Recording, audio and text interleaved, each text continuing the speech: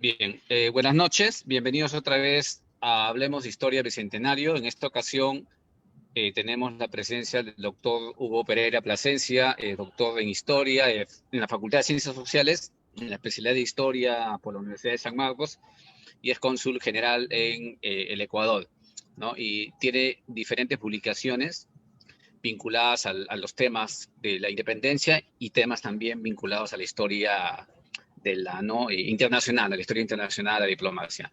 Hugo, gracias por aceptar la invitación de Hablemos de Historia. Y el día de hoy Hugo nos va a presentar su trabajo titulado La etapa peruana, la etapa peruana de la independencia, del Congreso Constituyente al gobierno de Ruy Agüero 1822-1823. Entonces, Hugo, te dejamos 40 minutos desde estos momentos y después pasamos una ronda de preguntas, tanto por Zoom, con los que se van conectando, y después vía Facebook Live. Ok. Gracias, Daniel, por tus palabras introductorias. Bueno, entonces me eximes de la necesidad de repetir el título del trabajo que suelo hacer. Simplemente quiero decir que, como primeras palabras, que es un tema relativamente poco estudiado porque es una etapa muy convulsa para el Perú. Es una época en la cual, digamos, hubo grandes problemas a nivel de Congreso y de gobierno y también a nivel de ejército y fuerzas armadas, ¿no? O sea, digamos, en otras palabras, fue un estreno de gobierno peruano un poco complicado, ¿no? Para ponerlo en pocas palabras, ¿no? Pero bueno, veamos los detalles, los detalles. Lo primero quiero es enmarcar esto. ¿Dónde se enmarca? Y acudo a la categorización de Raúl Porras Barrenechea en su libro, que hace en su libro Fuentes Históricas Peruanas. En este libro, Porras distingue 3 etapas en la Guerra de Independencia del Perú. La primera es la etapa, él dice etapa argentina, en realidad debe ser etapa rioplatense, que corresponde a la llegada de San Martín, corresponde finalmente a la partida de San Martín en septiembre de 1822, o sea, va del año 20 hasta el 22, ¿no? La segunda etapa, la etapa peruana, que es la que yo voy a ver ahora, esta etapa peruana es la etapa del Congreso Constituyente, de Río Agüero y de las campañas a intermedios, que son realmente un pozo negro, un agujero negro de la historiografía nacional, ¿no? Ya vamos a ver por qué, ¿no? Y en tercer lugar está el periodo colombiano, obviamente liderado por Bolívar, y durante el cual se llevan a cabo las batallas de Junín y Ayacucho, ¿no? Hasta el año 24. Ahora, esa es la periodificación y aquí se incluye en el segundo periodo lo que voy a tratar hoy día. Pero Porras Barrenechea en su típico estilo, y yo creo que los historiadores no lo han tomado en cuenta, ¿no? Él pues tiene algunas frases cortantes por ahí que las destaca mucho, pero claro, quizás no la destacan sus discípulos, ¿no? Él dice, la idea, dice, en estas fuentes históricas peruanas, dice, la idea es establecer el punto de vista peruano frente a los intereses extranjeros que influyeron en la independencia. Repito, establecer el punto de vista peruano frente a los intereses extranjeros que influyeron en la independencia, ¿no? Esta típica de Porras, hay un universo aquí, refleja a un historiador que es especialista en relaciones internacionales. Es un caso, o sea, claramente señala una cosa, señores, no es que la independencia haya expresado un conjunto de intereses idénticos entre chilenos, rioplatenses, peruanos, gran colombianos. No, había elementos en común, pero también había intereses discrepantes. Aquí está la clave, ¿no? Ahora, ¿por qué dice Porras esto? ¿Por qué habla de que el punto de vista peruano hay que destacarlo? Bueno, porque sencillamente el punto de vista peruano prácticamente ha sido tapado, curiosamente, por la propia historiografía nacionalista peruana y obviamente por las historiografías nacionalistas de Colombia, de Venezuela, de Argentina, de Chile. Digamos, es como una especie de capas de arena que han tapado esta visión peruana de la independencia, ¿no? Entonces, eso es lo que señala Porras, ¿no? Que, bueno, ahora, ¿cuál es el método que vamos a emplear para sacar el polvo, sacar la arena y llegar a la visión peruana? Bueno, el método es comparar lo que dicen las fuentes extranjeras con las fuentes peruanas. Las fuentes extranjeras, a ojo de buen cubero, considerando las argentinas, las colombianas, las no peruanas, digamos, las gringas, las británicas, las francesas, deben pues sumar, debe estar en una proporción de no sé por cuánto, 30-1 con relación a las peruanas, ¿no? Y de repente mucho más, porque sobre Bolívar nomás hay bibliotecas enteras, ¿no? Así lo dice Basadre en la introducción a las bases documentales de la historia de la República del Perú. Entonces, hay un problema inicial que es, pues, tenemos nuestra armazón positivista, por llamarlo de alguna forma, nuestros documentos transcritos, nuestras visiones historiográficas tradicionales son muy pequeñas al lado de las que se ven en otras partes del mundo. No obstante, el método que debemos seguir es comparar estas fuentes peruanas con las fuentes extranjeras. Y estoy hablando no solamente de transcripción de documentos, sino de visiones historiográficas en ambos niveles, ¿ya? Valga como introducción de esta materia. Ahora, no voy a tocar obviamente nada o casi nada del primer periodo, el periodo rioplatense. Solamente quisiera mencionar que en este periodo tuvo lugar una pugna para ver qué sistema de gobierno iba a seguir el naciente Estado peruano, que había sido fundado por San Martín el 3 de agosto de 1821, luego de proclamar la independencia. Esta polémica fue muy dura, ¿no?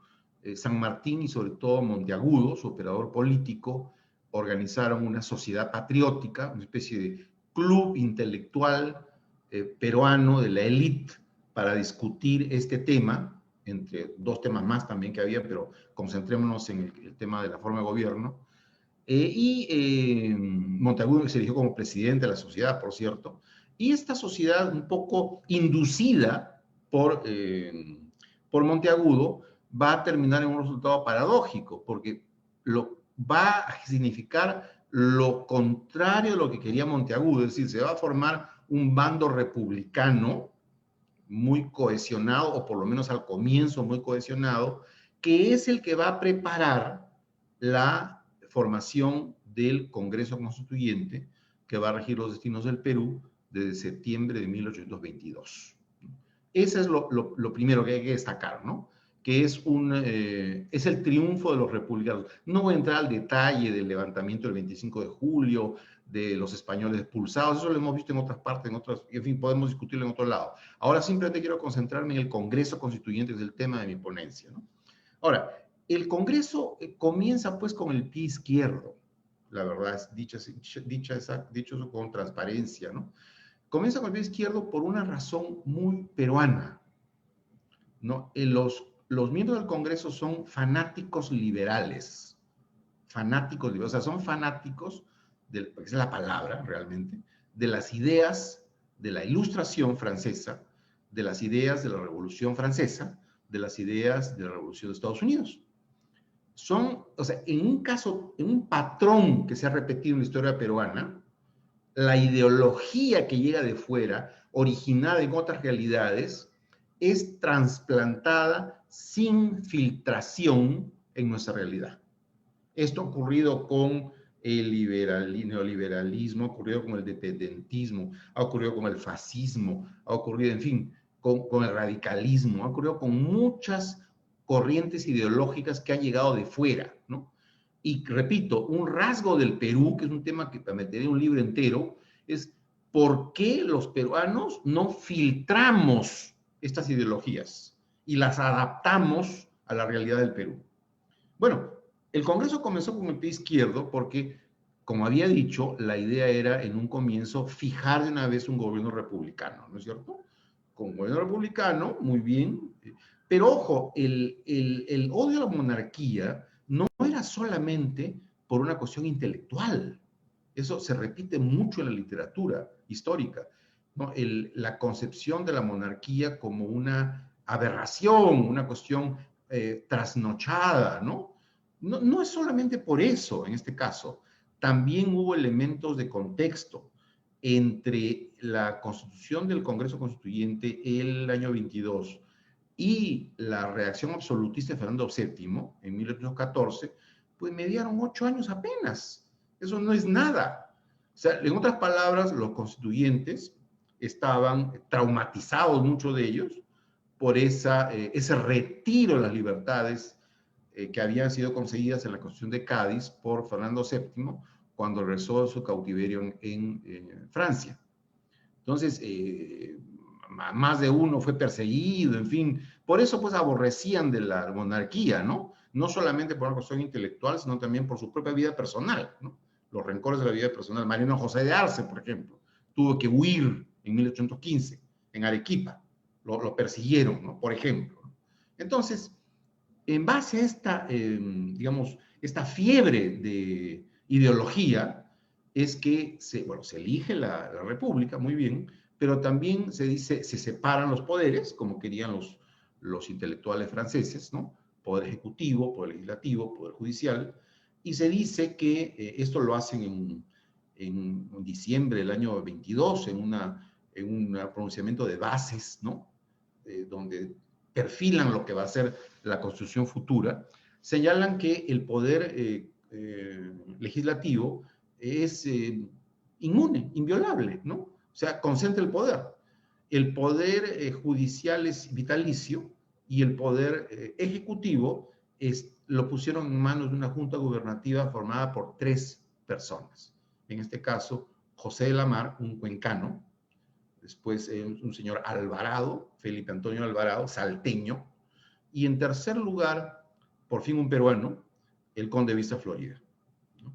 Entonces, pero lo curioso es cuando uno ve los debates del Congreso, porque ese es un tema de mi disertación específico, uno ve pues el ardor que expresan muchos constituyentes, sobre todo José Faustino Sánchez Carrión, que era el más fanatizado de todos, que dice, cuidado, ni se les ocurre nombrar un presidente, un jefe del Ejecutivo, porque eso me huele a monarquía, eso me huele a tiranía, ¿no? Entonces hay que nombrar a 3. Bueno, una decisión absurda en un país que había estado acostumbrada a una enorme concentración del poder, ¿no? Bueno, de hecho, el primero que observó que esto iba a ser un desastre fue Bolívar, se ven sus cartas, que desde el norte decía, no, 20 cabezas opinando, esto no va a funcionar, ¿no? Definitivamente. Entonces, bueno, y efectivamente no funcionó, se formó una junta gobernativa pues muy débil, ¿no? Eso es lo primero. La segunda cuestión es que es una constituyente con un sesgo anti-extranjero. Es muy importante esto, ¿no? ¿Por qué José de la Mar, un cuencano, está en el Congreso?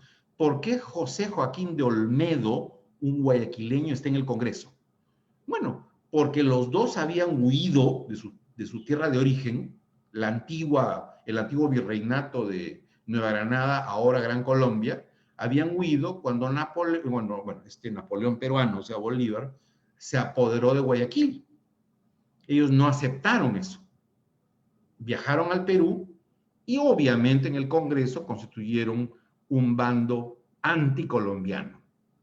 Estoy hablando de fines del año 22. Es en este contexto que Bolívar insiste en dar ayuda militar. Ya la había dado con un oficial, Juan Paz del Castillo, que estaba en Lima, con fuerzas colombianas.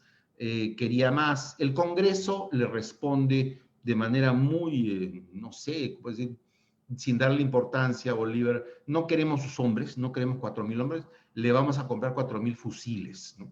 Por este ambiente anticolombiano que había, ¿no? Que era una continuación de los celos que habían tenido los peruanos frente, pues, a los problemas que había generado la ocupación de chilenos y de rioplatenses, ¿no? Claramente, eso se ve claramente en las fuentes, ¿no? Había un sesgo nacionalista. Pérez de Tudela, por esos días, el congresista, va a decir, por favor, ¿por qué el Perú sigue sostenido por fuerzas extranjeras? ¿Por qué no forma su propio ejército? Eso lo dice más o menos por esa misma época.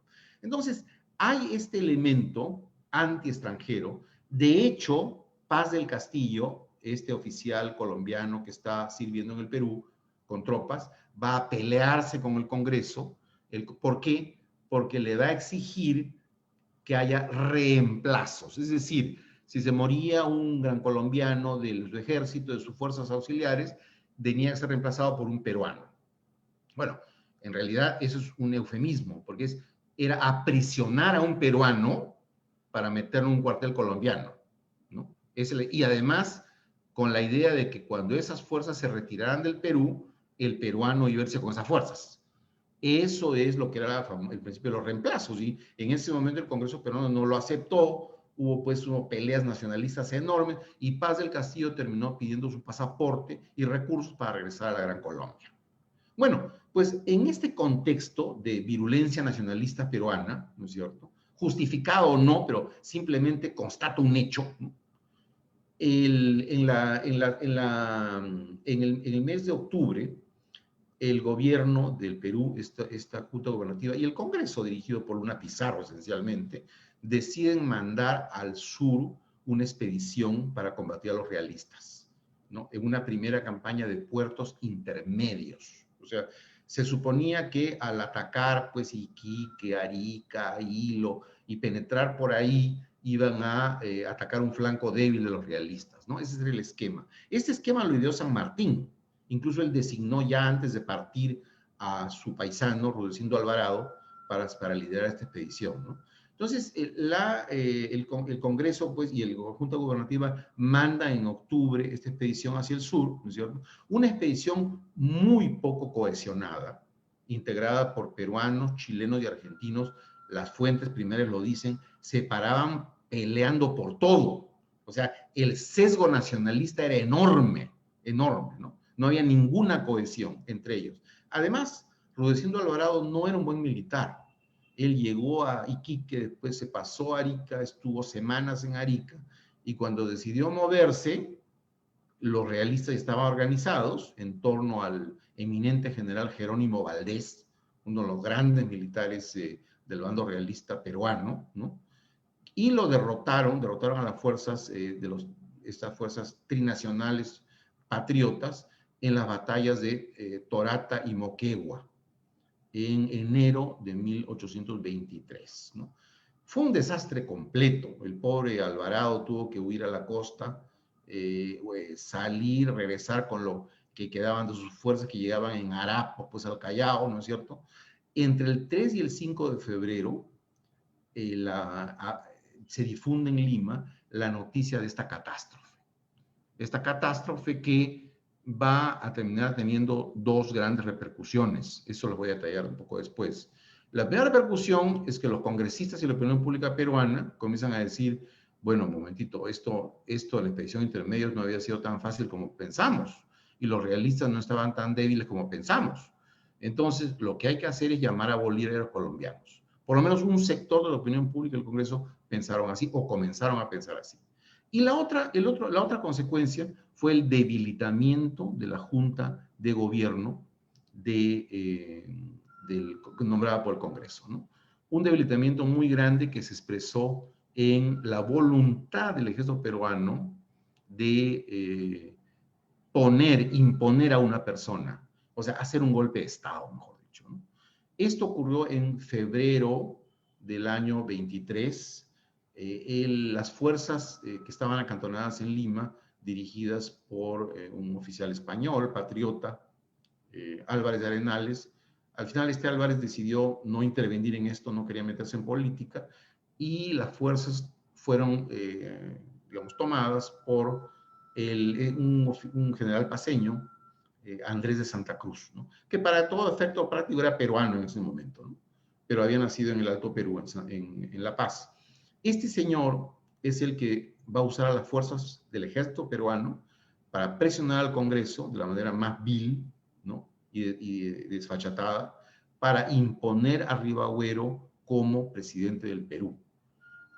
Quien va a ceder con bastante debilidad es Hipólito Unanue, ¿no? Hipólito Unanue finalmente va a ceder, va a aceptar va a disolver la Junta de Gobierno y va a aceptar a Ribagüero como presidente, y quien se va a poner en minoría va a ser pues un pequeño grupo de congresistas liderado por este presbítero, ¿no? Es el arequipeño que mencioné, que decide emigrar a Chile, ¿no? O sea, digamos, realmente el bando opuesto a los militares pierde totalmente, ¿no? Francisco Javier de Luna Pizarro, ¿no? Se va a Chile. Bueno, el hecho concreto es que a pesar de las malas artes, a pesar de este deseo de poder que tenía Rivero, porque Rivero se sentía como un O'Higgins peruano, ¿no? Como un líder peruano natural, con contactos en el pueblo, con prosapia aristocrática, peruano que había ayudado a San Martín, sentía que había sido postergado por la argolla rioplatense, y entonces esa es su oportunidad para subir al poder, lo hacen mariscal en poquito tiempo, pasa de coronel de milicias de mariscal en poquito tiempo, y aquí ocurre algo inesperado, ¿no? Resulta que hace un buen gobierno. Es curioso, ¿no? A veces, a pesar del origen turbio, digamos, aparece a la hora de estar montado sobre el caballo un buen gobierno. Rivadavia además tiene la suerte de haber recibido por ese tiempo el empréstito que había sido acordado por enviados de San Martín, el médico Paroicien y el señor García del Río, en Londres, por 1.200.000 libras esterlinas, ¿no? Entonces tiene recursos, organiza la flota peruana, hace jefe de la flota peruana a un británico que se va a hacer peruano, que es Martín Jorge Guise, o Gais, como decía él, ¿no? Y además va a ser una escuela de ejército, va a organizar la caballería, va a tener gestos atinados, por ejemplo, va a suprimir una especie de sorteo que había para los esclavos, para que entren al ejército. O sea, digamos, Miller lo dice con claridad, ¿no? Miller, que fue testigo de la época, dice, gobernó bien, ¿no? Y entre las cosas que también hizo fue tratar de acercarse al virrey La Serna. Esto es muy importante, ¿no? Comienza a acercarse al virrey La Serna, ¿no? O sea, como intuyendo que es ahí donde debe él acercarse para negociar. Él le dice, hagamos pues una especie de suspensión de las hostilidades temporal, veamos un esquema para que españoles y peruanos tengan la igualdad de oportunidades y de derechos, pero al final el virrey La Serna, engreído por los triunfos de Torat y Moquegua, simplemente dice, no quiero negociar. Estas negociaciones se habla poco de ellas, pero desde que entró al poder, Rivagüero intentó acercarse al virrey. Bueno, Rivagüero pues gobernó en esas circunstancias y él concibe en algún momento la idea de hacer una segunda expedición a intermedios, un poco para sacarse el clavo, es decir, ahora que mando yo y ya no hay una junta de gobierno ineficaz, ahora yo voy a hacer una expedición con más gente y más peruanos además, ¿no? Entonces, efectivamente, organiza la expedición, hace negociaciones diplomáticas con Bolívar, en fin, es un tema diplomático un poco complicado, pero consigue un respaldo de 6.000 colombianos. Bolívar ya estaba preparado, ya sabía que tenía que reclutar gente en Guayaquil. Esto lo escribe muy bien Gonzalo Bulnes, el historiador chileno, ¿no? Ya desde marzo y abril del año 23 ya llegan refuerzos colombianos, ¿no? Bueno, aparentemente la alegría de la llegada es compartida por Rivagüero, pero Rivagüero, por lo que se sabe, siempre vio esto como algo que él no quería, ¿no? Él quería una independencia autónoma, pero claro, la opinión pública lo presionaba. Entonces, hacia el mes de mayo del año 23 ocurren dos cosas. En la segunda mitad, Rivagüero embarca la segunda expedición de intermedios, unos 5.000 hombres, esta vez con más peruanos, aunque también había chilenos y rioplatenses, y también colombianos, y después van a llegar los colombianos, no inmediatamente, lo envía al sur. Bueno, y eso ahora hablaremos después de lo que pasó. Y por otra parte, a comienzo de ese mes de mayo, llega al Perú un personaje crucial, que es Antonio José de Sucre. Y llega como ministro plenipotenciario, o sea, como embajador, digamos, en el lenguaje actual, de la Gran Colombia, un hombre muy inteligente, muy hábil, había sido mano derecha de Bolívar, había sido el alma de la victoria patriota en Pichincha, en el actual Ecuador, en 1822. Y Bolívar lo manda a Lima con un objetivo político, para preparar su llegada al Perú. Y en ese sentido se va a comportar Sucre. Externamente, como pasa a veces en la diplomacia, lamentablemente lo conozco muy bien, externamente él hablaba pues únicamente de los hermanos peruanos, de ayudar, Colombia quiere ayudarlo a salir de su entrampamiento y que este es un tema de fraternidad. Pero en realidad no era eso, en realidad era Sucre estaba expresando una política de Estado de la Gran Colombia. No hay que olvidarnos de eso. Quien quiera profundizar en el tema, y eso lo podemos discutir en las preguntas si quieren, pero no hay tiempo para detalles, ¿no? Hay que conseguir un libro que se llama De mi propia mano, que son cartas de Sucre que recopiló un historiador venezolano de apellido Salcedo Bastardo, que publicó el Fondo de Cultura Económica en los años 90. En estas cartas se aprecia lo que Sucre de verdad pensaba cuando llegó a Lima, ¿no? Sucre pensaba que Lima estaba desorganizadísima. Sucre inmediatamente se vinculó a la parte del Congreso enemiga de Ribagüero, porque quería borrar del mapa a Ribagüero. Sucre se presentó ante Ribagüero para exigirle que llame a Bolívar con un carácter formal y no con un carácter ambiguo como lo había hecho antes, ¿no es cierto? Y en esas labores se metió en la política peruana y generó discordia en el Perú. Lo dice Jorge Basadre, ni más ni menos.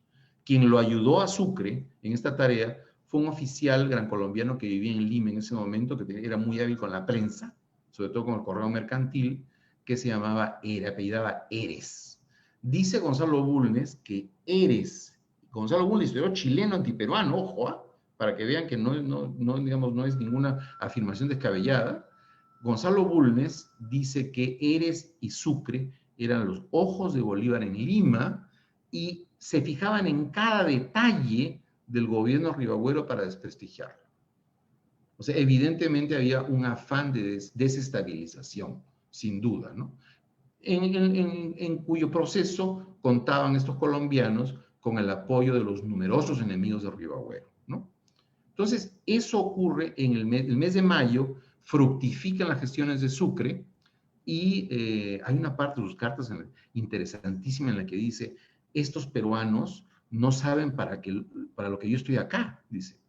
Yo estoy acá para evitar la guerra, alejar la guerra de Colombia y sobre todo del sur de Colombia, o sea, del actual Ecuador, ¿no? Para eso estoy acá, yo acá. Los peruanos no parecen penetrados de este objetivo. Lo que está diciendo es, los peruanos no tienen idea de lo que son las relaciones internacionales, es lo que está diciendo. No tienen la menor idea de lo que son las relaciones internacionales y de lo que son las políticas de Estado internacionales, las políticas exteriores, ¿no? Bueno, lo dice Sucre, pues. Lo dice Sucre en este libro que he mencionado, ¿no? Y hacia el 25 de mayo, finalmente se consigue que Bolívar, desde la Gran Colombia, acepte venir al Perú, ¿no? Esto, repito, como le digo, eso, ocurre en el mes de mayo. Ahora, ¿qué ocurre después? Después va a haber un elemento, acontecimientos que van a desequilibrarlo todo. Resulta que, como conté, en mayo se embarcó la expedición intermedia, la segunda expedición, y en ese vacío militar, los realistas hábilmente aprovecharon para invadir Lima con 9.000 hombres. El relato que hace Miller es impresionante, ¿no? De este ejército que llega ordenadísimo, con caballería, artillería, bien vestido. Dice, hermosísimas tropas, dice él, ¿no? Dice... Ahora, ese fue el contexto de una ocupación realista y fue precisamente cuando, dicho sea de paso, el héroe Olaya fue capturado, el pescador, y fue ejecutado y descuartizado en la Plaza de Armas de Lima, ¿no? En el contexto de esta ocupación realista. Pero la pregunta es, ¿qué hace el Congreso y el gobierno peruano cuando llegan los realistas? Entran a Lima el 19 de junio de 1823. Lo que hacen es huir al Callao. Huyen al Callao y pocos días después un sector le echa la culpa a Ribagüero, le quita a Ribagüero el poder y Ribagüero decide huir a Trujillo con sus leales, ¿no es cierto? Curiosamente, quien va a apoyar a Ribagüero para escapar, porque había gente que quería matar a Ribagüero, es Sucre. Sucre, y lo hace siempre en la lógica en la que había llegado. Es decir, no me deshago de Ribagüero porque le puede ser útil al Libertador cuando el Libertador venga al Perú. Él lo veía todo bajo ese lente. Aquí se equivocó, por cierto, ¿no? Porque Ribagüero resultó ser enemigo de Bolívar. Pero su intención era esa. Entonces se va Ribagüero a Trujillo, funda un gobierno, establece un gobierno, se declara en rebeldía, y ya estamos hablando, repito, del mes de junio, julio. En agosto ocurren acontecimientos terribles, ¿no? En Santa Cruz, que estaba dirigiendo la expedición Intermedios, en teoría había recibido el apoyo de Sucre, que se desplazó al sur con sus colombianos. Y aquí las fuentes no son claras. Uno no sabe, por el sesgo nacionalista de las fuentes, si Santa Cruz se negó a recibir el apoyo de Sucre para quedarse con toda la gloria de una supuesta victoria frente a los realistas, posibilidad 1, o posibilidad 2, si Sucre, instruido por Bolívar, se negó a ayudar a Santa Cruz para que Santa Cruz tuviera un desastre, ¿no? La verdad, les soy franco, por más que he cruzado las fuentes, no he podido llegar a una conclusión. Lo único que dice Basadre, más o menos claro, es que Sucre llegó tarde, nada más, ¿no? Independientemente de qué designio tenía. Ahora, lo que es objetivo es que Santa Cruz cometió un par de errores estratégicos, ¿no? Primero, dividió sus fuerzas. La mitad la mandó con Gamarra a Oruro y la otra mitad la tomó él para ir a La Paz, a su tierra, curiosamente. En Cepita, este ejército, yo diría esencialmente peruano, vence a los realistas peruanos, también peruanos solo que realistas, ¿no? Pero lo vence.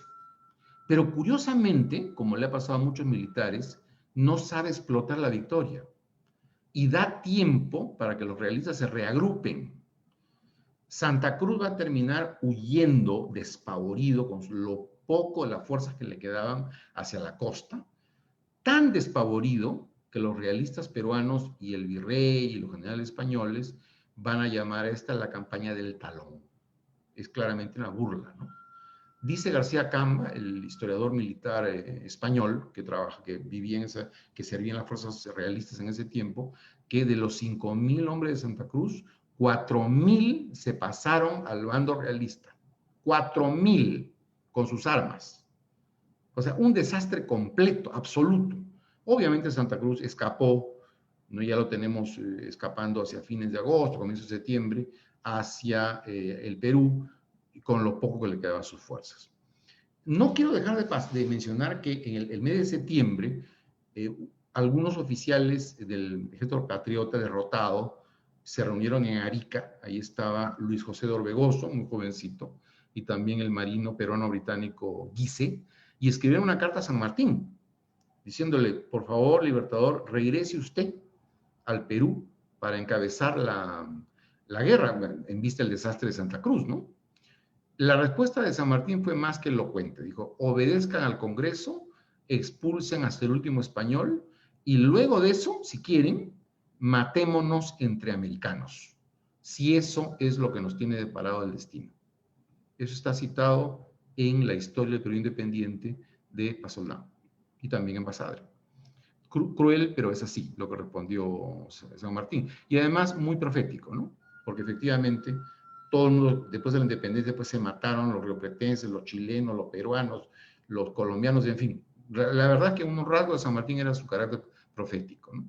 Bueno, cuando en este contexto del desastre de la campaña de intermedio luego de Cepita, el 1 de septiembre del año 23 llega finalmente Bolívar al Perú. Lo hace en el buque Chimborazo, con gran show. Lima está embanderada de banderas rojas y blancas. Y claro, desde el comienzo Bolívar se da cuenta que ya tiene un campo despejado, ¿no? De hecho, el Congreso peruano, de manera muy, es un poco feo hablar de esto, ¿no? De manera muy, no sé, sobona tal vez podría decirse, no sé, se me ocurre esa expresión, le ofrece inmediatamente un poder directoral, que en la práctica es un poder dictatorial, y lo deja en la sombra completamente a quien había sido nombrado presidente por el Congreso en el Plazo Ribagüero, que era el figurón, porque era un figurón, el marqués de Torre Tagle, José Bernardo de Tagle, en tiempo republicano, ¿no? El Bolívar inmediatamente concentra el poder, inmediatamente, ¿no? Y lo primero que trata de hacer es solucionar esta reyerta intestina que hay entre Torre Tagle y Ribagüero, Torre Tagle en Lima y Ribagüero en Trujillo. Y escribe una carta a Ribagüero, le dice, esto que ha hecho usted es una mancha para la revolución, usted puede ser perdonado, pero tiene que deponer su actitud. Esta carta la envía Bolívar al norte, pero antes de que llegue a manos de Ribagüero, eso es muy importante, porque a veces se dice que Ribagüero actuó motivado por el resentimiento ante Bolívar, de que no lo apoyó, eso no es cierto. Antes de que esta carta llegue a manos de Ribagüero, él decide mandar, en uno de los acontecimientos más misteriosos de la historia del Perú, a dos correos personales y secretos con una comunicación para el virrey La Serna. Esta comunicación era una propuesta donde le decía, hagamos un armisticio y votemos a los extranjeros colombianos. Ahora, la respuesta del virrey, que fue negativa en realidad, la respuesta cae en manos de guerrilleros peruanos del centro y es pasada a Bolívar. Bolívar entonces se entera y tiene pruebas de que Ribagüero quiere sacarlo de la escena y hacer solo una independencia con peruanos, ¿no? Con sus guerrilleros del centro, con sus tropas, y en el entendido equivocado Ribagüero de que todavía tiene un ejército intacto en el sur, cuando en realidad había sido destrozado y ya no existía, ¿no? Esa es la gran paradoja. Bolívar va literalmente a envenenar a un oficial peruano, Antonio Gutiérrez de la Fuente, le va a decir, vea usted, señor, este Ribagüero es un traidor, lea usted estas cartas. Y claro, Gutiérrez de la Fuente, que era un hombre muy astuto, va a pensar, primero, de repente se creyó un poco lo de la traición, pero esto no fue lo principal. Lo principal es que se dio cuenta que si se ponía del lado de Bolívar, iba a tener su carrera militar asegurada, como ocurrió, como ocurrió. O sea, dejó a su presidente y se plegó a Bolívar. Y en segundo lugar, cuando Ribagüero hace una segunda propuesta al virrey en noviembre, donde ella le dice con claridad que hagamos una monarquía peruana independiente, como había pedido San Martín en Punchauca en junio de 1821, cuando ocurre esto, ya se sabía que el ejército de Santa Cruz estaba destruido y por lo tanto Ribagüero era un caudillo desarmado, sin respaldo. Y es en esas circunstancias, en noviembre del año 23, que Gutiérrez de la Fuente, lamentablemente acompañado de un futuro líder peruano, Ramón Castilla, jovencito en ese momento, atrapa al presidente, lo deja, ¿no? Y no solo al presidente, sino a todos los partidarios de Ribagüero, que eran el grupo que pensaba que había que hacer una independencia autónoma, sin colombianos, sin extranjeros, y sentían que Bolívar y los colombianos era una fuerza imperialista peor que la fuerza realista, que después de todo una fuerza decadente, ¿no? Sin apoyo de España y destrozada por las guerras napoleónicas. En pocas palabras, como dice Jaime Rodríguez, el famoso historiador ecuatoriano, probablemente uno de los más grandes historiadores de la independencia de América Latina, dice, lógico, Ribagüero tenía que pensar así, porque comparando al virrey y a los españoles y a los realistas peruanos con los soldados colombianos, que eran totalmente diferentes en cultura, absolutamente rústicos y violentos, ¿no? Cortadores de cabezas, porque era espantoso, ¿no?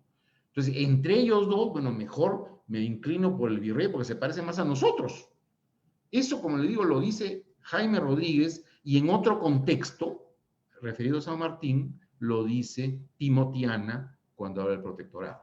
Es el mismo patrón. O sea, no es que Ribagüero haya sido un loco, además, muchos siguieron a Ribagüero, no solamente aristócratas, como dicen los venezolanos, no solamente gente, digamos, de la élite, también indios como Ignacio Quispe-Ninavilca, ¿no? Que lo va a mencionar y defender con nombre propio. Pero claro, lo que consigue Bolívar es sacar del juego a Ribagüero. Y Gutiérrez de la Fuente, afortunadamente, no fusila a Ribabuero como le había ordenado Torres Tagle, ¿no? Ahora, después Bolívar se lamentó de que no hubiese cumplido la orden Gutiérrez de la Fuente, ¿no? Porque así era Bolívar, ¿no? Bolívar era muy violento en realidad, cuidaba mucho las formas, pero en el fondo era muy violento y le gustaba matar a sus enemigos, ¿no? Esa es la verdad, ¿no? Para terminar esta presentación, permítame leer un texto de la historiadora Elizabeth Hernández, quien es la primera que ha hablado con claridad sobre el caso Ribabuero, ¿no? Más allá de los tópicos nacionalistas y más allá de las calumnias que han venido de la historiografía externa al Perú, en la línea de apuntar, como decía Porras, cuáles eran los intereses peruanos de la independencia. Entonces, leo esto y después pasamos a las preguntas, ¿no? Dice Elizabeth Hernández: Ribabuero quería la independencia del Perú sin la ayuda de las tropas colombianas. Y cuando luego llegó Bolívar y le negó reconocimiento, buscó con mucho más ímpetu una independencia sin su cooperación. ¿Qué significaba eso según las ideas de Ribabuero? Que la alianza con el virrey supondría conseguir a largo plazo la independencia, legitimarse como presidente del Perú, eliminar al Congreso de Lima y eliminar a Bolívar en el proceso final. José de la Ribabuero va más allá de un posible acuerdo con el virrey La Serna. Quiere asegurarse por todos los medios posibles la ligazón con la metrópoli. Al parecer, a estas alturas, desde la perspectiva política, tiene claro que el camino para conseguir separarse de España tiene que ser a través de la propia metrópoli, un camino similar al que México había atravesado. Muchas gracias. Bien, gracias Hugo por la disertación y gracias por ser exacto en el tiempo. Bien, mira, mientras van en Facebook, Live y también aquí en el Zoom, vamos para el caso del Zoom, tenemos a los colegas aquí, a varios colegas conocidos. Pueden levantar la mano y yo les puedo, como les dije ahí, pueden hacer la pregunta de manera... Ya vamos a poner un ratito dame un segundo. Pueden activar cualquiera que quiera hacer alguna pregunta de repente. No sé, ahí tenemos a Víctor, Consuelo, no sé, Jesús, Lucía, Raquel, a Hugo. De manera verbal lo pueden hacer. ¿Ok? Por acá, por el Facebook Live, te están felicitando. Muy buena disertación. Te señalan, Hugo. Gracias, amigo. Gracias. ¿Okay? Gracias. A ver, ¿quién se anima a hacer una pregunta? Mientras se animan, a ver, Hugo, y así como los años, Víctor, creo que ibas a hablar. Víctor, sí, te cedo la... Ya, ¿se escucha? Sí, Víctor. Ya, bueno, en primer lugar quisiera felicitar al doctor por su exposición, sobre todo de este contexto tan particular que tiene que ver un poco entre la salida de San Martín y básicamente la llegada de Simón Bolívar, ¿no? Que es la primera experiencia, digamos, de gobierno nacional. Me ha interesado sobre todo dos puntos, en realidad de tres, acerca del tema, y uno de ellos, como que no me ha cuadrado mucho, el tema del nacionalismo. En la medida en que, si bien es cierto, en diferentes partes de América Latina se van formando, van aflorando este tipo de sentimientos, ¿cómo se explica en medio de esta efervescencia nacionalista, por ejemplo, que la primera expedición a Libertadores, a intermedios, esté encabezada por un rioplatense, ¿no? Digamos, por un argentino. La segunda por un paceño, ¿no? Y además que el jefe de la escuadra que se forma o se funda durante el gobierno de Ribabuero sea un inglés. Por otro lado, lo que tampoco se me acomoda mucho es la idea de Ribabuero buscando una alianza, o más que alianza, acercamiento hacia el ejército realista, cuando él no solamente organiza la segunda expedición, cuya fuerza es inmensa comparada con las fuerzas anteriores, sino que previamente ya Ribabuero había estado tratando de firmar una serie de pactos, tanto con el gobierno chileno como el gobierno de Río de la Plata con el gobierno de la Gran Colombia. Precisamente como consecuencia de estos acuerdos, llega Bolívar. Al finalizar la segunda expedición a Puertos Libertadores, llega el general Pinto, desembarca en Arica en octubre del año 23, y el general Urdenilla, ¿no? José María Pérez de Urdenilla, que es enviado por el ejército de Río de la Plata a cruzar la frontera por el Alto Perú. De tal manera que ya antes de que se envíe la segunda expedición, ya hay acuerdos tanto con Chile como con el Río de la Plata, como con la Gran Colombia. Y bueno, lo otro sería más bien para una discusión posterior, porque yo acabo de terminar un trabajo sobre la ocupación colombiana de Arequipa, y en ella, a partir de las fuentes mismas que se han ido organizando, se puede ver claramente cómo es que Santa Cruz, por ejemplo, a pesar de que había sido enviado por Ribagüero con un plan de ataque, con un plan de campaña, él prácticamente viola, desobedece, desoye ese plan y decide él encaminarse hacia el Alto Perú, sin tomar en cuenta todo lo que Ribagüero, esto está en varios documentos, había establecido, y uno de ellos era precisamente esperar a Sucre, que al final termina en desfase, con tiempos diferentes, ocupando Arequipa, y cuando de Arequipa intenta marchar hacia Puno, ya el ejército de Santa Cruz prácticamente estaba en desbandada completa, ¿no? Esta es más o menos mi primera aproximación a el tema que acaba de explicar el doctor. Muy interesante. Bueno, la verdad que muy interesante. Te agradezco mucho, Víctor, porque claro, tú has tocado, por ejemplo, el asunto de la colaboración chileno-rioplatense es un tema también que claro, había que haber mencionado, pero es muy difícil, digamos, dar tanto matiz, pero definitivamente hubo una participación. Yo tengo que centrarme en dos cosas que dijiste, dos puntos, ¿no? Primero el tema del nacionalismo, ¿no?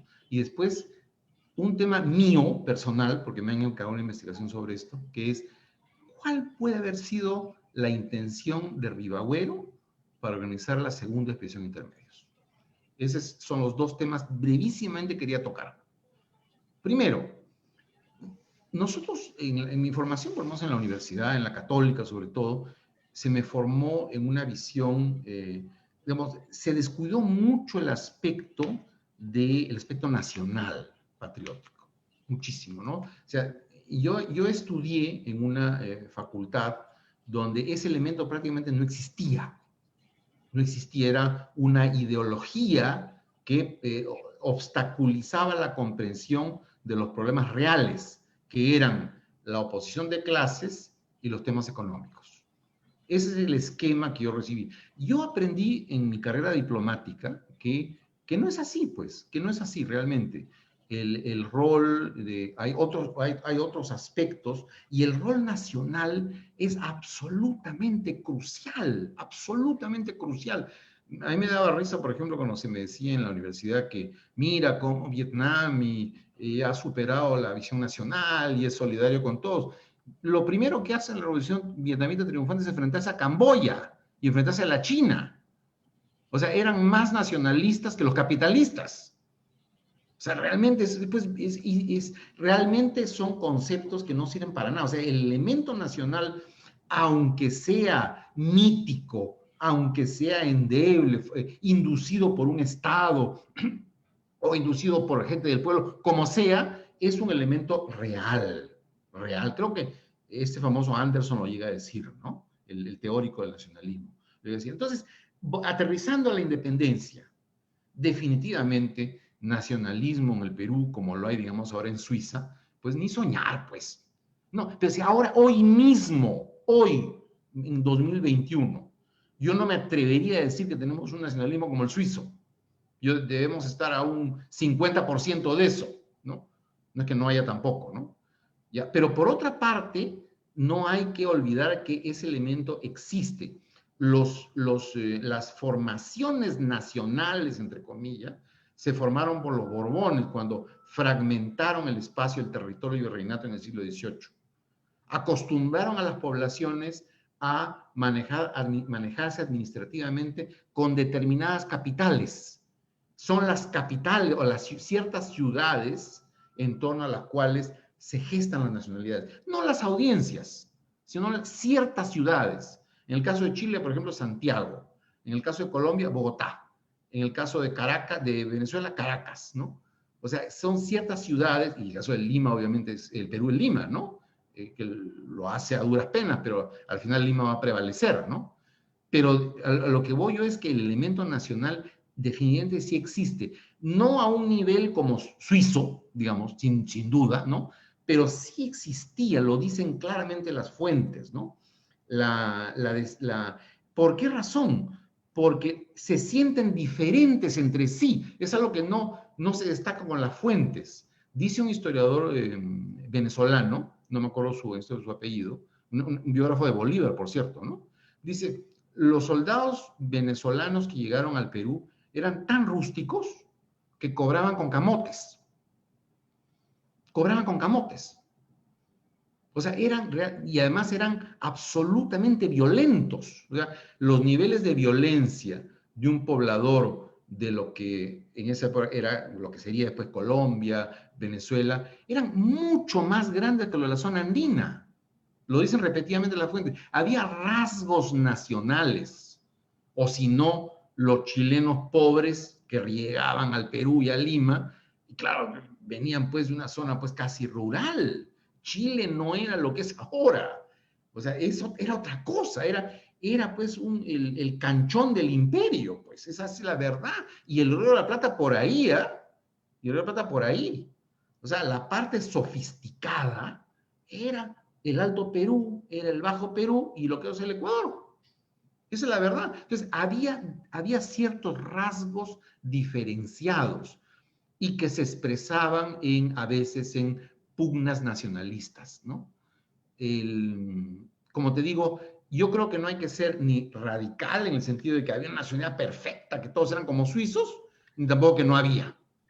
Era un término medio donde, como tú has dicho, un paseño funcionaba como peruano, Santa Cruz, un británico se hacía peruano porque se casaba con una chica vallerestra, y en fin, Olmedo, que guayaquileño, era congresista en el Congreso Constituyente, y Lamarck era cuencano lo mismo, que dirigió a las fuerzas peruanas en Ayacucho. Evidentemente había un elemento, pues, de indefinición, era como decir una arcilla fresca, todavía no se había consolidado, pero era una arcilla, blandita, pero una arcilla, ojo, ¿ah? O sea, mi posición ahí es intermedia. Es intermedia. Es un tema que hay que discutir, ¿no? Obviamente, tema académico hay que discutir. Pero la otra cuestión es más importante, lo que tú mencionaste. ¿Por qué Ribagüero concibe la segunda expedición intermedios? Yo lo que creo es que Ribagüero desde el comienzo temió a Bolívar. Eso lo dice Sucre en sus cartas. Aparentemente decía, sí, que venga Bolívar, pero decía, Ribagüero no quería que venga Bolívar, sentía que iba a apoderarse del Perú y iba a desbancarlo de su poder, ¿no? Lo dice el famoso Sucre en sus cartas secretas, ¿no? Ahora, al final, Ribagüero va a aceptar la llegada de Bolívar, a contre-cœur, como se dice en francés, ¿no? O sea, no lo quería. Pero lo que comienza a vislumbrar, y es una cuestión totalmente mía, un aporte mío que espero desarrollar alguna vez, es que él dice, ¿cómo hago para doblegar al virrey, que es el gran tosudo en esto, ¿no? Que no quiere ningún acuerdo? ¿Cómo hago para sentirle un poco de miedo, para doblegarlo de la manera maquiavélica? Hacerle que me tenga miedo, porque así actúan los políticos, ¿ah? Ojo, el príncipe Maquiavelo, así actúan los políticos. ¿Cómo hacer que el virrey me tenga un poco de miedo? Bueno, llevando un ejército y derrotando a su ejército en el sur, que es lo que hace con Santa Cruz. Yo creo que la idea de Ribagüero era derrotar o debilitar a los realistas, ablandar la posición del virrey, que al final se queda sin soga y cabra, y conseguir en el Perú lo que se había conseguido, aunque no lo menciona el caso, pero yo intuyo que es la referencia, conseguir en el Perú lo que se había conseguido en México. En México, en 1821, los dos bandos, el realista y el patriota, que se habían combatido a muerte, en 1821 deciden, bueno, después de todo, somos mexicanos, hay unos cuantos españoles en el bando real, la mayor parte son mexicanos, nosotros los patriotas somos mexicanos, Entonces, unamos los ejércitos.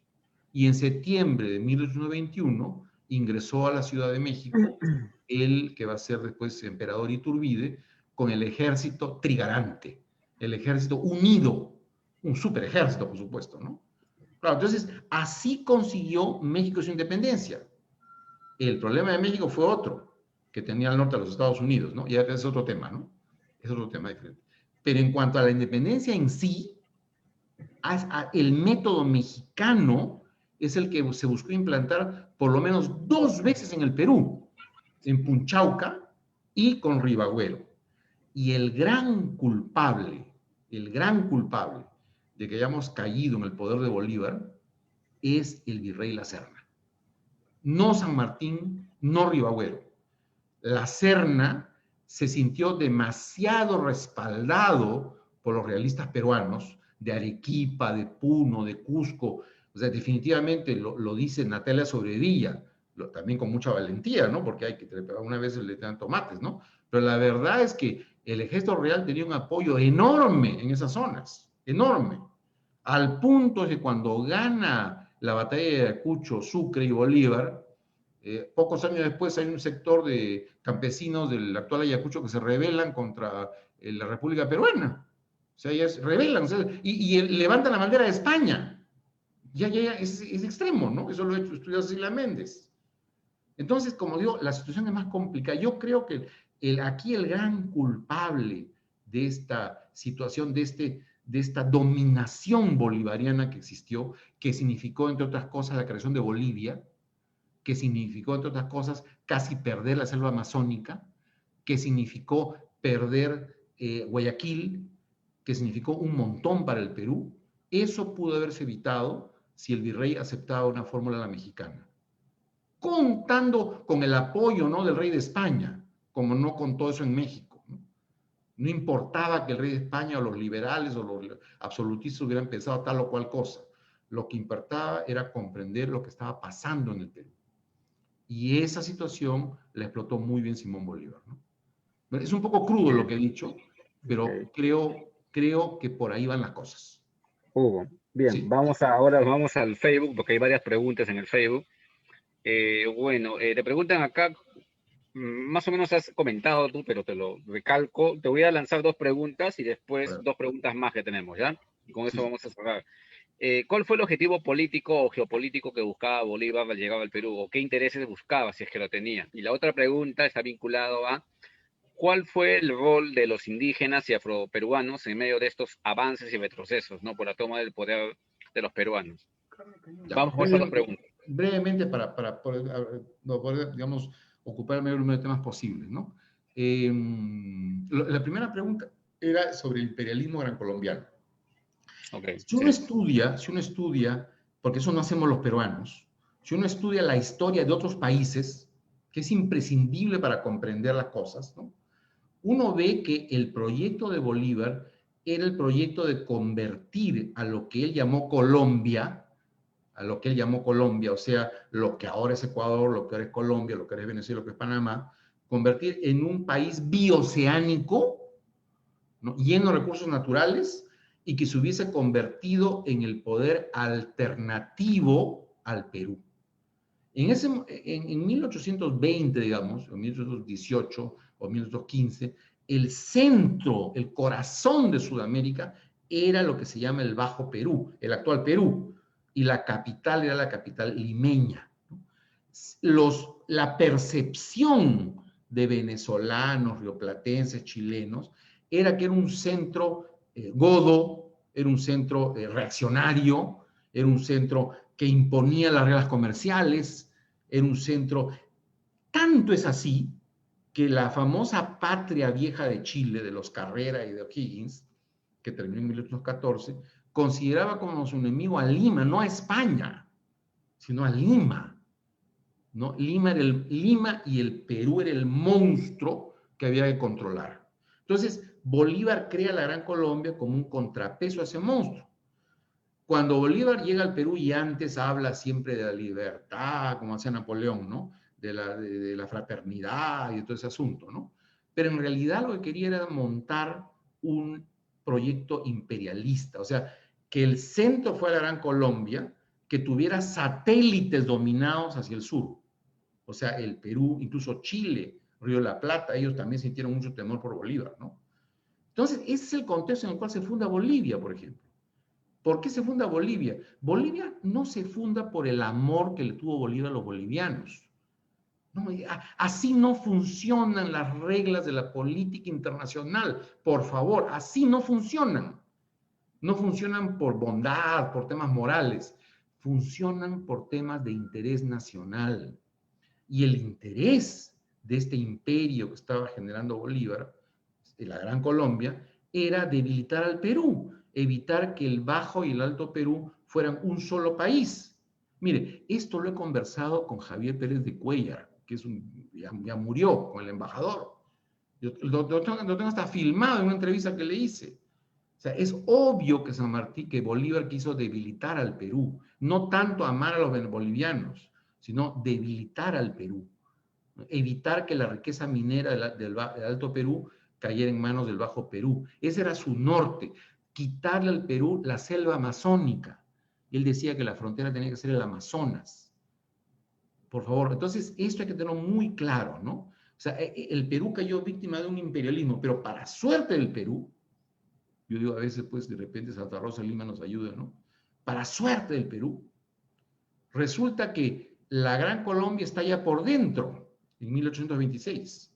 Aparecen caudillos dentro de la Gran Colombia, en lo que era Ecuador, lo que era Colombia, con Santander se pelea con Bolívar, Páez se pelea con Bolívar, Bolívar tiene que irse del Perú para mantener unida la Gran Colombia, al final la Gran Colombia va a estallar a la postre, ¿no?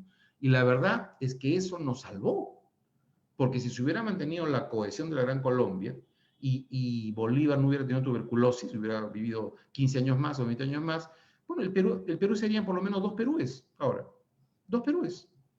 Un Perú sur con capital Arequipa y un Perú central en norte con capital Lima. Porque ese era el proyecto que hizo Bolívar para la Confederación de los Andes. Eso está por escrito.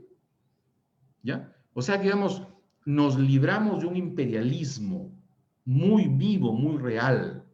O sea, Bolívar no pensaba en términos de integración latinoamericana. El concepto de integración es un concepto moderno de las relaciones internacionales. Es un concepto de los años 50, los años 60. Ese concepto no existía en esa época. Lo que había en esa época eran estados nacionales en formación e imperialismos desbordándose. Bolívar emplea exactamente el mismo lenguaje que empleó Napoleón contra los rusos, contra los alemanes, contra los españoles. Menos mal que aparecieron los ingleses que lo derrotaron, ¿no? ¿Ya? Pero fue la misma lógica de poder, ¿ya? Esa es la respuesta a tu primera pregunta, ¿no?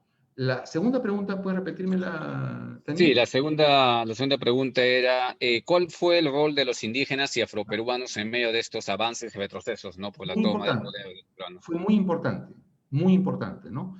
Y ojo, quiero referirme a Ribagüero. Ribagüero era un aristócrata, pero un aristócrata populista. Él conocía a todos los negros de Lima, que lo adoraban, ¿no? Así lo dice Pasoldán con toda claridad, y también fue de los que formó, junto con el famoso Mariátegui. Hugo, justo para que enlaces esa Montoneras. pregunta, Sí. Hugo, para que enlaces esa pregunta, justo Cristian nos dice, ¿qué redes manejaba Ribagüero en el contexto del año 23 para hacerle el contrapeso a Sucre y luego a Bolívar? Creo que Sí, se puede relacionar. perfecto. Bueno, Ribagüero contaba con un supuesto hasta septiembre de que él tenía el ejército de Santa Cruz a su disposición, que era un ejército esencialmente, era un caudillo armado, en el lenguaje de Trotsky, ¿no? Un caudillo armado. Pero ese supuesto desapareció desde noviembre, octubre, noviembre, cuando cundieron las noticias de que su ejército había desaparecido. Primer elemento. No obstante eso, seguía teniendo Ribagüero un control muy importante en los guerrilleros de la Sierra Central. Hay una famosa cita del guerrillero Quispe-Ninavilca, que es, en palabras del propio Heraclio Bonilla, que era tan opuesto a tesis nacionalistas, pero él lo llega a decir, ¿no? Es un líder patriota peruano. él va a tener una posición muy peruana, enemiga a los extranjeros, desde el año 23 hasta el año 26, en que Bolívar se va del Perú. Eso está documentado. Entonces, muchos guerrilleros peruanos apoyaban a Ribagüero como soldado peruano. Es la hora de los peruanos. Y decían peruanos. O sea, por eso digo al amigo Víctor que no es que no hubiera absolutamente una noción de patria. Sí había una noción rudimentaria, pero había una noción de patria, ¿no? Entonces, esos guerrilleros respaldaban a Ribagüero. Esos están los documentos de la época. Al final fueron, digamos, ya controlados por Bolívar y por Sucre, los convencieron, digamos, pero igual después del Ayacucho, muchos de ellos van a seguir siendo antibolivarianos, como Quispe Vilca, ¿no? Eso está clarísimo. Pero lo que quiero destacar aquí es que Ribagüero no es como lo presentan los historiadores venezolanos, que dicen, bueno, puede ser un godo que tenía, pues, manejaba a sus godos, o sea, como decir, a sus pitucos, ¿no? A sus aristócratas, ¿no? Esos odiaban a su patria. No, pues no es así. Él era un aristócrata, tenía contactos entre los aristócratas, pero también tenía muchísimos contactos en el pueblo peruano, africano e indio, ¿no? Y también, repito, tuvo un ejército peruano que lamentablemente quedó destruido por el virrey, el ejército de Santa Cruz, en la segunda campaña intermedia. Es que pudo haber sido un vehículo para imponer su punto de vista peruano, ¿no? Pero no ocurrió así. Esa es mi respuesta. Gracias, Hugo. Vamos con unas par de preguntas más. Acá nos señala Pío Mendoza. Algunos también en Facebook Live están una buena y clara exposición, nos señalan, te agradecen. Dice Pío, nos dice, gracias por la disertación. Fue error de estrategia de San Martín tomar la Plácida Lima y quedarse y tomar en cuenta el consejo de Álvarez de Arenales de posesionarse de la sierra. La Serna, en cambio, lo hizo. ¿No le parece que ese fue el inicio de los desastres para la fase peruana? Sí, es excelente pregunta, ¿no? El desastre de la fase peruana no solamente se dio por esta ideologización extrema del Congreso, esta falta de pericia de las fuerzas peruanas, que en realidad no solo eran peruanas, eran peruanos, chilenos y rioplatenses, ¿no? No solamente se dio por eso, ¿no? También había otras razones principales, eran el fortalecimiento, lo fuerte que estaba Bolívar en el norte, contrastaba con la debilidad de San Martín, ¿no? Y por otra parte, una cosa muy importante, un elemento imprevisto. Cuando uno analiza las fuentes del año 20 y del año 21, se da cuenta que el bando real estaba deshaciéndose. Pezuela parece ser que no tuvo el control, ¿no? Estaba deshaciéndose.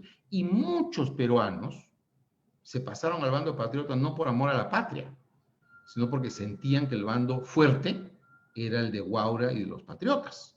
Esa es la verdad. No todos, pero muchos, ¿no? Y eso ocurrió también en Lima. Entonces, aquí hay un punto muy importante, ¿no?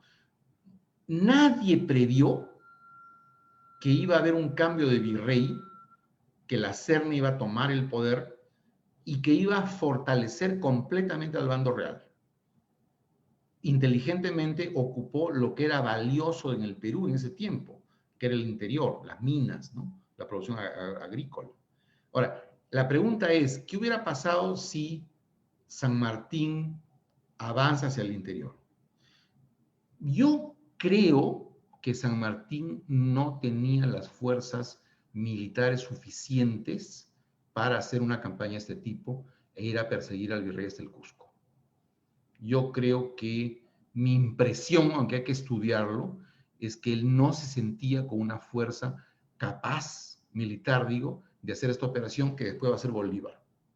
Esa es mi interpretación, ¿no? Aunque la teoría más usual es que un poco como que se apoltronó en la Magdalena, parece ser que se dedicó a la Dolce Vita, ¿no es cierto? Y un poco se olvidó de esto y le dejó el poder a Monteagudo.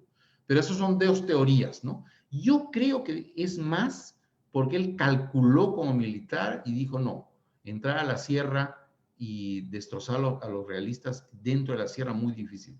Tal vez, dice, con una expedición a puertos intermedios. Y de hecho piensa en Rudecindo Alvarado para eso, ¿no? Eso, plan que va a aplicar después el Congreso, pero la idea de San Martín, ¿no? Como te digo, hay una sombra de duda ahí. Hay temas de la independencia que no han sido investigados en detalle, ¿no? Y este es uno de ellos. Pero ya tienes mi idea. Hugo, hay dos preguntas vinculadas a los nacionalismos. Nos dice Pío Mendoza, nos dice precisamente, desde Cerro de Pasco, Pío, nos dice, respecto a los nacionalismos, no me parece correcto tratarlos solo a los gran colombianos de extranjeros. San Martín expresaba lo mismo cuando dijo que no vengo al Perú para invadirlos, algo así, ¿no? Instruía como si fuera extranjero, ¿no? José II Roca señalaba lo mismo, se creen extranjeros, ¿no? ¿Qué opinión tienes? Y vinculado a eso, César Huertas nos señala que no comparte la opinión que existía nacionalismo en los primeros años de la independencia, porque La Paz de Santa Cruz y Cuenca y el de la Mar eran peruanos. Con eso estaríamos cerrando. Ya, bueno, es como decía, es una polémica académica que todavía está recién comenzando, ¿no? Yo lo que creo es que, subrayo, las nacionalidades estaban formándose, ¿no? Eso daba margen a que gente como un cuencano fuera pues presidente del Perú, ¿no? De acuerdo, pero también daba margen a que gente como Sucre quisiera partir el Perú en dos, porque era un peligro para Gran Colombia, ¿no? Ojo, que esto es muy, muy importante. Y aquí yo creo que para entender eso hay un tema metodológico, ¿no? Que hay que tener muy claro. Quisiera, digamos, destacar muchísimo esto, por favor. Miren, yo soy diplomático y por lo tanto político en el sentido puro, digamos. Yo no solo hago teoría académica, o sea, no solo trato de indagar la verdad, sino conozco el lenguaje político, que es así en el Perú y en Alemania y en todo el mundo. No es que el Perú sea así, ¿no? Entonces, el político difícilmente va a expresar en palabras lo que está pensando. Hay una frase muy interesante de Talleyrand, el gran diplomático francés, el gran diplomático que decía, dice, la parole a été donnée à l'homme pour déguiser sa pensée. O sea, la palabra ha sido dada al hombre para esconder su pensamiento. La palabra ha sido dada al hombre para esconder su pensamiento. Tú mediten, por favor, en esto y vean si esto no se aplica en la vida real. Piensen en los candidatos, por ejemplo, ¿no? O sea, es muy difícil que un político frasee las cosas y las haga públicas, reflejando exactamente lo que piensa o quiere en realidad. ¿Ya? En términos universales, repito, no es solamente el Perú. En todas partes ocurre eso. Entonces, en otras palabras, muchos historiadores peruanos han leído la independencia a la luz de las palabras. No, que San Martín dijo esto, que San Martín dijo que no quería oprimir a los peruanos. Claro, a la luz de las palabras. San Martín llega al Perú, a Lima, y una de las primeras cosas que dice, fíjense por favor, en sus palabras, es, me dirijo a los españoles que viven en Lima y les garantizo que están totalmente asegurados. Eso lo dice. Julio de 1821, agosto de 1821. Un año después, había 10,000 españoles menos en Lima.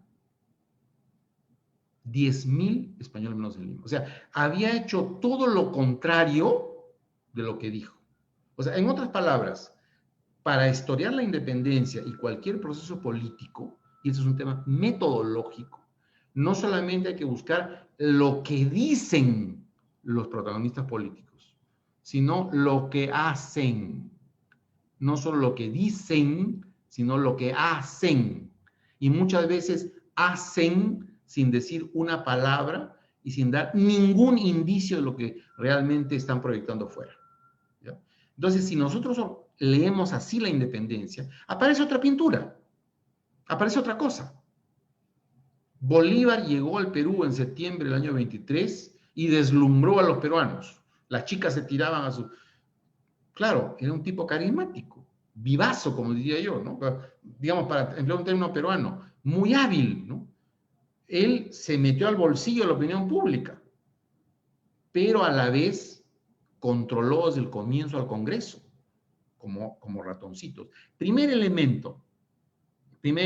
Segundo elemento, las clases altas del Perú, aprovechen esto porque es producto de 40 años de meditaciones, ¿no? Las clases altas del Perú no han tenido nunca una visión internacional. Nunca han comprendido la importancia de lo que ocurre fuera del Perú y su influencia en el Perú. Nunca, nunca la han entendido. Entonces, consecuentemente, no comprendieron el peligro del imperialismo bolivariano. O sea, vieron el ropaje, que era la ayuda de los hermanos colombianos al Perú. Ese es el ropaje, pero no era la realidad. La realidad se notó cuando Ribagüero y el mismo Torre Tagle, ¿no? Después van a ver lo que en realidad eran los colombianos y lo brutales que eran. Eso es muy importante. No hay visión internacional. No existe esa noción. Los congresistas de 1822 y 23, en un momento pues dan pena, porque, disculpen la comparación, pero es como una asamblea de ratoncitos que se muerden ferozmente entre sí, se matan entre sí, ¿no? Y por ahí uno dice, uy, el gato realista va a venir y nos va a comer. Y por ahí un brillante dice, no hay problema, llamemos al gato Bolívar para que solucione eso. Bueno, no se dan cuenta que tanto el gato realista como el gato Bolívar se van a comer. Así de simple. No se daban cuenta. El punto es que no comprendían eso. He empleado una metáfora risible para que se vea lo que quiero expresar, ¿no? Pero no sabían, repito, de política internacional. Y por otra parte, repito, hay que tener mucho cuidado entre las palabras de los protagonistas que han quedado registradas en documentos históricos y lo que hicieron de verdad. Sí, eso quería comentar.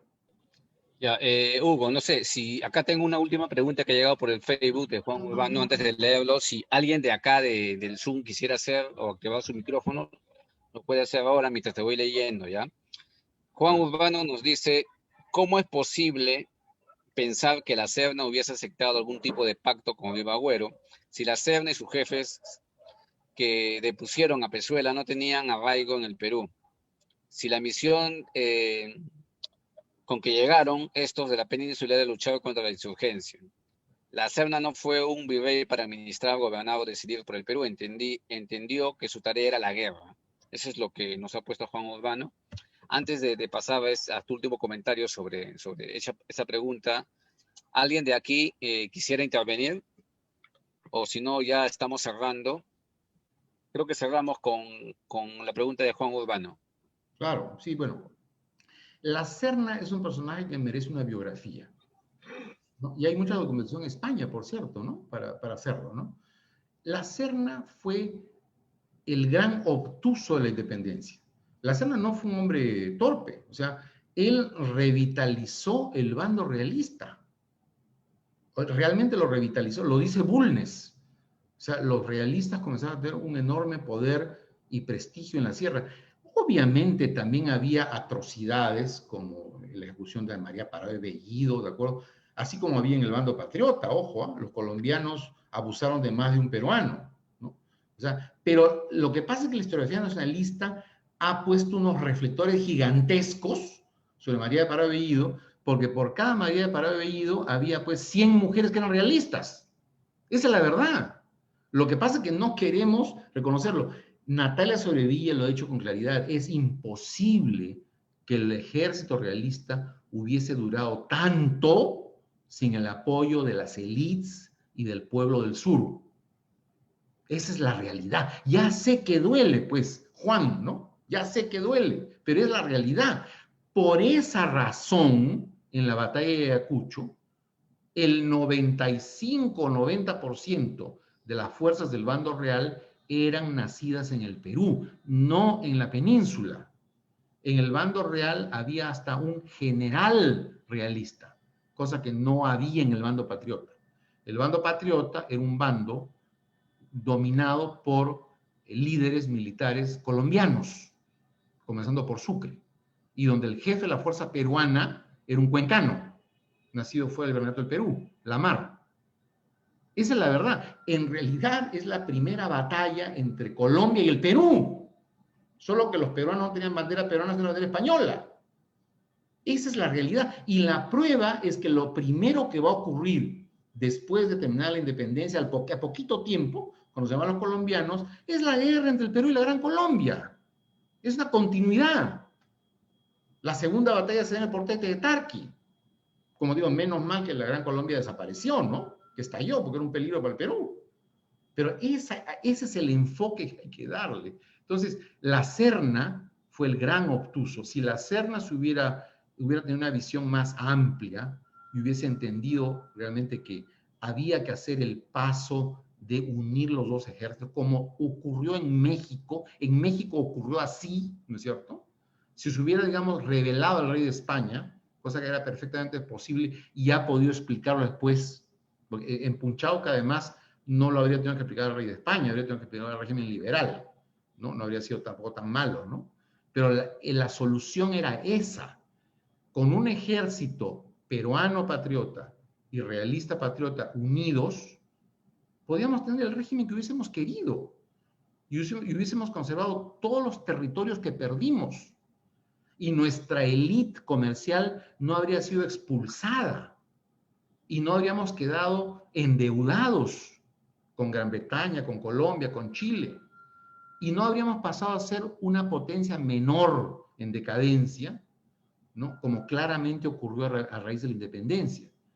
El Perú se salva porque aparece el Guano y aparece Ramón Castilla en 1840. Por eso salva el Perú. Cuando Salaverry invade Arequipa en 1835-36, los arequipeños se ponen a favor de los bolivianos, a favor de Santa Cruz. O sea, el limeño Salaverry aparece como un extranjero ante los arequipeños, porque esa armazón llamada Perú ya estaba deshaciéndose. Todo esto es terrible, pero es mejor ver la realidad como es. En otras palabras, el gran culpable del destino peruano caótico que hubo hasta 1840 fue el virrey José de la Serna. Aunque, repito, no fue un mal gobernador, gobernó bastante bien con el respaldo de la gente y hizo la proeza, lo dice Bulnes, de manejar el último bastión de la monarquía en Sudamérica, con capital en el Cusco. Esa es una proeza que hay que reconocerle, ¿no? Eso respondería. Bien, Hugo, gracias el día de hoy por tu disertación y por contestar todas las respuestas, tanto de aquí de Zoom y por las redes sociales también. Varios se están agradeciendo por la charla del día de hoy. Gracias otra vez. Esto ha sido Hablemos de Historia Bicentenario con Hugo Pereira Plasencia. Bueno, por ahí nos llega una última pregunta. A ver, vamos a leer. ¿Está bien, Hugo? ¿Todavía tienes unos 5 minutos? No, Ya. tengo tiempo. Yo dependo de ti. A ver, Alberto Rivera nos pregunta, en la entrevista de Guayaquil, Bolívar le dijo a San Martín, bienvenido a la Gran Colombia. Bueno, estoy leyendo lo que dice la pregunta, ¿ya? La pregunta viene, ¿es esa la única muestra de la condición de hombre que nos despojó de territorios de Bolívar? Ya, la respuesta es no. La respuesta es, esa es una muestra. Fue el primer aviso de que Bolívar era un imperialista, porque lo que debió ocurrir es una consulta popular en Guayaquil. Bueno, consulta popular se llamaba consulta a la élite en ese momento, pero una consulta popular para ver si querían formar parte de Gran Colombia o del Perú. O sea, Bolívar arbitrariamente pisoteó a los guayaquileños. Estoy en Guayaquil, Juan. Todavía muchos guayaquileños piensan así, ¿eh? O sea, pisoteó a los guayaquileños. Esto es la Gran Colombia. Y cuando llegó San Martín, en su chalupita, se apareció un oficial gran colombiano y le dijo a San Martín, bienvenido a territorio gran colombiano. Bueno, casi se cae de espalda San Martín, ¿no? Era un imperialista. Bolívar era un imperialista. Y cuando Olmedo le quería hacer entrar en razón, señor, hay que ver la voluntad de Guayaquil, él simplemente dice, no, ya el Congreso de la Gran Colombia lo decidió, ya ustedes tienen una constitución perfecta, no se quejen. O sea, era un tirano, mejor dicho. Era un tirano. Pero no fue el único caso. El caso más flagrante fue en el Alto Perú.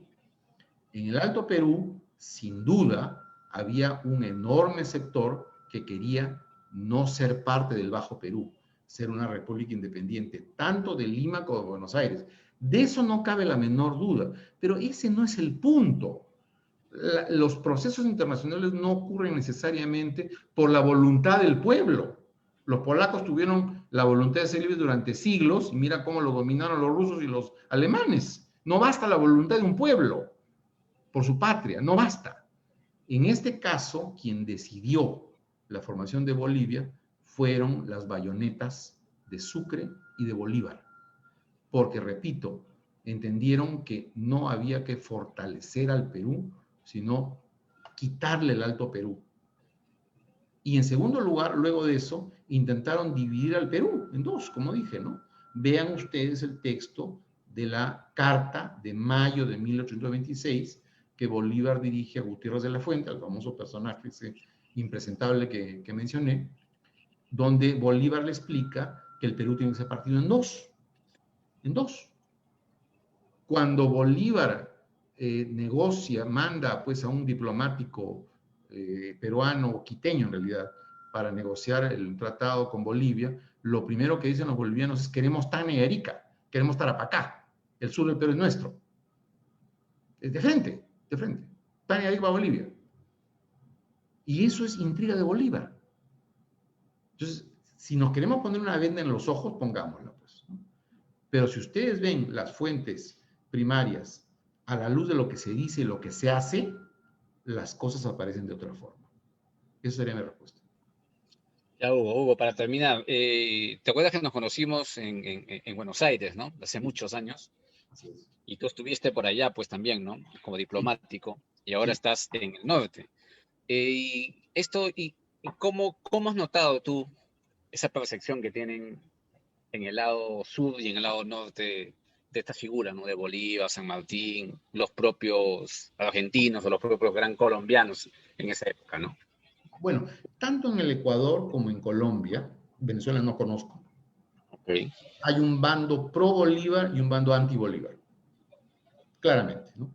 En Colombia, por ejemplo, los pro Bolívar son los militares. Curiosamente, no he llegado a entender exactamente por qué, ¿no?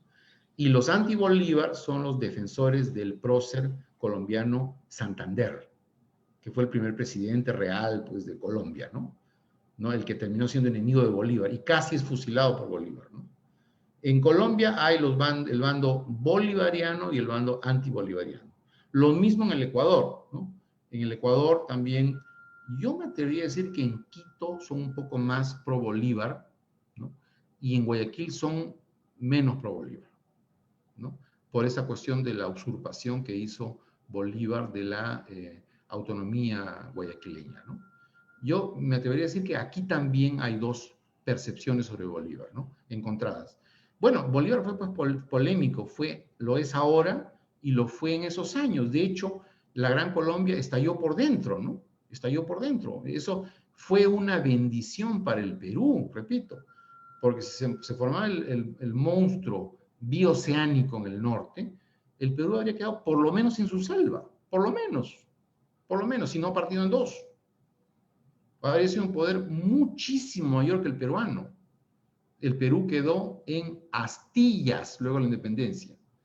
O sea, fue una de las etapas más terribles de la historia del Perú. Basta ver el cuadro, no se han visto de Seminario Bruno Seminario, se los recomiendo, un cuadro del crecimiento del Perú, del virreinato. Claramente se ve los dos huecos, ¿no? El hueco de la independencia y el hueco de la guerra con Chile, ¿no?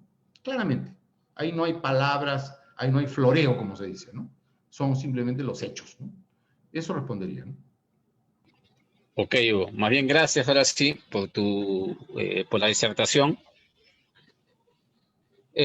Bueno, Consuelo acá nos pregunta, por acá ya nos llegaron por el Zoom, vamos a quedarnos un ratito. A ver, por acá Raquel nos dice: ¿cómo Viva Agüero dispuso de fondos necesarios para llevar a cabo su obra gubernativa? Y Consuelo nos señala, aparte de felicitarte por la charla, ¿considera que la voluntad del pueblo podría ser un elemento del nacionalismo?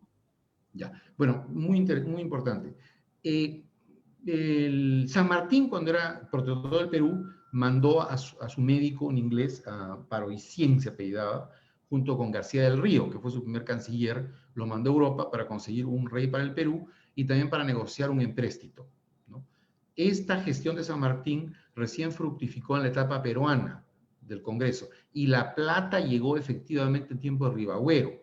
Ribagüero dispuso de una suma enorme para la época, que era 1.200.000 libras esterlinas. Era gigantesca para la época, ¿no? Y eso, digamos, le permitió, entre otras cosas, a Ribagüero hacer la flota peruana, ¿no es cierto? ¿La otra pregunta cuál era? ¿Aló? ¿Consideras que la voluntad Ya. del pueblo podría ser un elemento del nacionalismo? Y ese es un tema también muy importante, ¿no?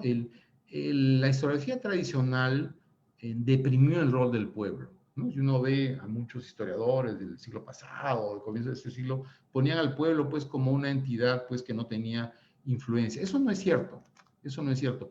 Antes de que el protectorado se desprestigiara, antes, me refiero a la época en que San Martín estaba en Huaura o ingresó a Lima, gran parte del pueblo salió jubiloso a festejar la independencia. No solamente los ricos o los del establishment que firmaron el acta del 15 de julio de 1821, sino también mucho pueblo, mucho artesano, mucho esclavo. Salió nadie puede negar que hubo enorme euforia. Es más, si uno ve los recuerdos que están en un periódico precioso que se llama La Abeja Republicana, que es un periódico que apareció después, pero que recoge recuerdos de esa época, dice, si no hubiese sido por ese entusiasmo popular, San Martín no hubiera podido proclamar la independencia, por una sencilla razón, porque en Huaura, en la costa peruana, muchísimos soldados murieron por las enfermedades, por las epidemias de la costa, y eran sistemáticamente reemplazados por peruanos. No nos olvidemos que en esa época un cadete llamado Ramón Castilla llegó a Huaura, Juan Antonio Peset, el futuro autor del himno nacional, Gamarra, Santa Cruz, ¿no? O sea, Gamarra y Santa Cruz no eran aristócratas, eran militares mestizos, ¿no? Entonces, hubo definitivamente un entusiasmo popular en ese tiempo, definitivamente, sobre todo en el contexto de la proclamación de la independencia. Lo que me parece a mí equivocado es sostener que ese entusiasmo perduró en el tiempo, porque Monteagudo organizó un régimen demasiado tiránico que resintió a los peruanos y terminó pues organizando un movimiento favorable a su expulsión, ¿no? Pero sí, el rol del pueblo es muy importante. Hay que estudiar a Ignacio Quispe Ninavilca, el curaca de Huarochirí. Es un personaje extraordinario, muy poco estudiado, ¿no? Eran embriones de peruanos que sentían esta primera noción de patria, ¿no? Sin duda, ¿no? Como pasó con Mariano Melgar en la época del levantamiento de los Angulo. ¿Quién va a negar que Melgar habla del Perú, de la nación peruana? No solamente habla de Arequipa y del Cusco. Eso lo dice muy claramente Jorge Basadre. O sea, ya hay anuncios de la visión moderna de patria y nación.